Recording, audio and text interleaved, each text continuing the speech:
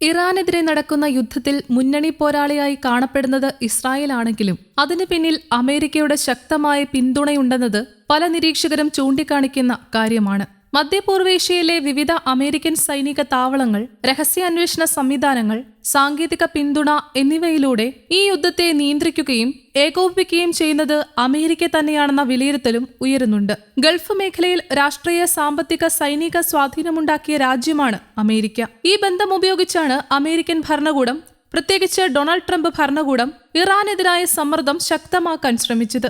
എന്നാൽ ഈ സൗഹൃദ ബന്ധങ്ങളെ തന്നെ തിരിച്ചടിയുടെ ആയുധമാക്കാൻ ഇറാൻ ശ്രമിക്കുന്നുവെന്നതാണ് ഇപ്പോഴത്തെ യുദ്ധത്തിന്റെ പ്രത്യേകത. അമേരിക്കയെ സഹായിക്കുന്ന രാജ്യങ്ങളെ ശത്രുപക്ഷമായി കാണുമെന്ന് ഇറാൻ ഏറെക്കാലം മുൻപ് തന്നെ മുന്നറിയിപ്പ് നൽകിയിരുന്നു. യുദ്ധത്തിനിടെ ഇറാന്റെ പരമോന്നത നേതാവായ അയത്തുള്ള അലി ഖമനേയി കൊല്ലപ്പെട്ടെന്ന റിപ്പോർട്ടുകൾ പുറത്തുവന്നതോടെ ഇറാൻ അതീവ കടുത്ത നിലപാടിലേക്കാണ് നീങ്ങിയതെന്ന് നിരീക്ഷകർ വിലയിരുത്തുന്നു. ഇതോടെ വിദേശ മണ്ണിലുള്ള അമേരിക്കൻ സൈനിക കേന്ദ്രങ്ങളെ മാത്രമല്ല ഗൾഫ് മേഖലയെ മുഴുവൻ അസ്ഥിരമാക്കുന്ന രീതിയിലുള്ള തന്ത്രങ്ങളിലേക്കാണ് ഇറാൻ നീങ്ങുന്നതെന്ന വിലയിരുത്തലുകളും ശക്തമാകുന്നു. ഇറാന്റെ പല തിരിച്ചടികളും ഗൾഫ് രാജ്യങ്ങളുടെ സാമ്പത്തിക അടിത്തറകളെയാണ് ലക്ഷ്യമിടുന്നത് എന്നത് ശ്രദ്ധേയമാണ്. ഇതിലൂടെ അമേരിക്കയ്ക്ക് നേരിട്ട് സമ്മർദ്ദം സൃഷ്ടിക്കാനാകുമെന്ന് ഇറാൻ കണക്കുകൂട്ടുന്നു. ഗൾഫ് മേഖലയിലെ രാജ്യങ്ങൾ സാമ്പത്തികമായി അസ്വസ്ഥരാകുകയാണെങ്കിൽ അവർ തന്നെ അമേരിക്കയ്ക്ക് മേൽ യുദ്ധം അവസാനിപ്പിക്കാനുള്ള സമ്മർദ്ദം ചെലുത്തുമെന്നതാണ് ടെഹ്റാന്റെ തന്ത്രം. ഗൾഫ് രാജ്യങ്ങളുമായുള്ള ബന്ധം തകർന്നാൽ അമേരിക്കയ്ക്ക് ഈ മേഖലയിലെ തന്ത്രപരമായ മേൽക്കോയ്മ നിലനിർത്തുക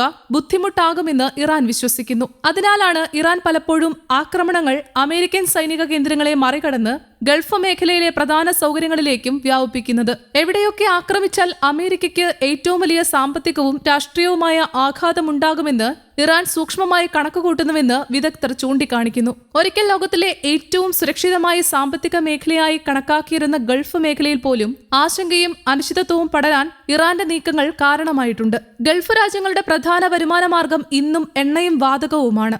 അതുകൊണ്ട് തന്നെ ഈ മേഖലയിലെ എണ്ണ ഉൽപാദന കേന്ദ്രങ്ങൾ, റിഫൈനറികൾ, തുറമുഖങ്ങൾ, വിമാനത്താവളങ്ങൾ എന്നിവയാണ് ഇറാൻ പലപ്പോഴും ലക്ഷ്യമിടുന്നത്. ലോകത്തിലെ ഏറ്റവും വലിയ എണ്ണ കമ്പനികളിലൊന്നായ സൗദി അരാംകോയുടെ പ്രവർത്തനങ്ങൾ പോലും ചില സമയങ്ങളിൽ തടസ്സപ്പെടുത്താൻ ഇറാന്റെ ആക്രമണങ്ങൾ കാരണമായതായി റിപ്പോർട്ടുകൾ സൂചിപ്പിക്കുന്നു. അതുപോലെ ഹോർമുസ് കടലിടുക്ക്, ഗൾഫ് രാജ്യങ്ങളിലെ വിമാനത്താവളങ്ങൾ, ബഹ്റൈൻ, ഖത്തർ മേഖലകളിലെ വാതക കേന്ദ്രങ്ങൾ എന്നിവയും ആക്രമണ ഭീഷണിയുടെ കീഴിലായി. ഹോർമുസ് കടലിടുക്ക് പ്രത്യേകിച്ച് ആഗോള ഊർജ്ജ വിതരണത്തിലുള്ള പ്രധാന വഴികളിലൊന്നാണ്. ലോകത്തിലെ എണ്ണ വ്യാപാരത്തിന്റെ വലിയൊരു വിഹിതം ഈ കടലിടുക്കിലൂടെ തന്നെയാണ് കടന്നുപോകുന്നത്.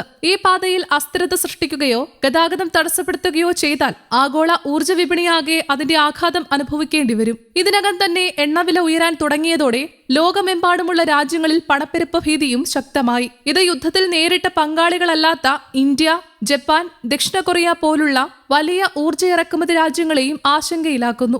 ഈ രാജ്യങ്ങൾക്ക് സ്ഥിരതയുള്ള ഊർജ്ജ വിതരണം അനിവാര്യമാണ്. അതിനാൽ തന്നെ ഗൾഫ് മേഖലയിൽ സംഘർഷം നീണ്ടുപോകുകയാണെങ്കിൽ അവർ അമേരിക്കയോട് യുദ്ധം അവസാനിപ്പിക്കാനുള്ള സമ്മർദ്ദം ചെലുത്താൻ സാധ്യതയുണ്ട്. ഇതോടൊപ്പം ഗൾഫ് രാജ്യങ്ങൾ കഴിഞ്ഞ കുറച്ചു വർഷങ്ങളായി അവരുടെ സമ്പദ് വ്യവസ്ഥ എണ്ണയ്ക്കപ്പുറം വൈവിധ്യവൽക്കരിക്കാൻ ശ്രമം തുടങ്ങിയിട്ടുണ്ട്. സൗദി അറേബ്യയുടെ വിഷൻ 2030 പോലുള്ള പദ്ധതികൾ അതിന്റെ ഭാഗമാണ്. ഇതിന്റെ ഭാഗമായി ഗൾഫ് രാജ്യങ്ങൾ American technology, finance, gaming, infrastructure മേഖലകളിൽ വലിയ നിക്ഷേപങ്ങളും നടത്തി. ബ്ലാക്ക് സ്റ്റോൺ, എൻവിഡിയ, ടിസ്കോ പോലുള്ള അമേരിക്കൻ കമ്പനികൾക്ക് ഗൾഫ് മേഖലയുമായി വലിയ സാമ്പത്തിക ബന്ധങ്ങളുണ്ട്. ഇത്തരം സാഹചര്യത്തിൽ ഗൾഫ് മേഖലയിൽ അസ്ഥിരത ഉണ്ടാകുകയാണെങ്കിൽ അതിന്റെ ആഘാതം അമേരിക്കൻ കോർപ്പറേറ്റുകളിലേക്കും വ്യാപിക്കും. ട്രംപിന്റെ മരുമകനായ ജാരഡ് കുഷ്നറിന്റെ നിക്ഷേപ സ്ഥാപനത്തോടൊപ്പം സൗദി പബ്ലിക് ഇൻവെസ്റ്റ്മെന്റ് ഫണ്ട് വൻ സാമ്പത്തിക ഇടപാടുകൾ നടത്തിയതും ഇതിന്റെ ഉദാഹരണമാണ്. അടുത്തിടെ $55 ബില്യൺ ഇലക്ട്രോണിക് ആർട്സ് ഏറ്റെടുക്കൽ പോലുള്ള കരാറുകൾ ഈ ബന്ധങ്ങളുടെ വ്യാപ്തി വ്യക്തമാക്കുന്നു. അതിനാൽ ഗൾഫ് പ്രതിസന്ധി അമേരിക്കയ്ക്ക് മാത്രമല്ല ട്രംപ് കുടുംബത്തിനും വ്യക്തിപരമായ സാമ്പത്തിക തിരിച്ചടികൾ സൃഷ്ടിക്കാമെന്ന വിലയിരുത്തലുമുണ്ട്. ചുരുക്കി പറഞ്ഞാൽ ഇറാന്റെ യുദ്ധതന്ത്രം വ്യക്തമാണ്. അമേരിക്കയെ നേരിട്ട് തോൽപ്പിക്കുവാൻ ശ്രമിക്കുന്നതല്ല, മറിച്ച് അമേരിക്കയുടെ കൂട്ടുകാർക്കും സാമ്പത്തിക താൽപര്യങ്ങൾക്കും സമ്മർദ്ദം സൃഷ്ടിച്ച് അമേരിക്കയെ പിന്മാറാൻ നിർബന്ധിതമാക്കുകയാണ് ലക്ഷ്യം. അമേരിക്ക യുദ്ധത്തിൽ നിന്ന് പിന്മാറുകയാണെങ്കിൽ ഇസ്രായേലും ഒറ്റയ്ക്ക് മുന്നോട്ട് പോകാൻ കഴിയില്ലെന്നാണ് റിപ്പോർട്ടുകൾ. അതുകൊണ്ട് തന്നെ ഗൾഫ് മേഖലയെ ലക്ഷ്യമിട്ടുള്ള ഇറാന്റെ ആക്രമണങ്ങൾ ഒറ്റപ്പെട്ട സൈനിക നീക്കങ്ങൾ മാത്രമല്ല, വലിയ രാഷ്ട്രീയ, സാമ്പത്തിക സമ്മർദ്ദ തന്ത്രത്തിന്റെ ഭാഗമാണെന്ന് വിദഗ്ധർ വിലയിരുത്തുന്നു. ഈ തന്ത്രം എത്രത്തോളം ഫലപ്രദമാകുമെന്ന് സമയം തെളിയിക്കേണ്ടതുണ്ടെങ്കിലും ഗൾഫ് മേഖലയെ കേന്ദ്രമാക്കി നടക്കുന്ന ഈ സംഘർഷം ആഗോള രാഷ്ട്രീയത്തെയും സമ്പദ്വ്യവസ്ഥയെയും വലിയ രീതിയിൽ സ്വാധീനിക്കുന്നതായാണ് ഇപ്പോഴത്തെ സൂചനകൾ. News desk, Kerala Kaumudi.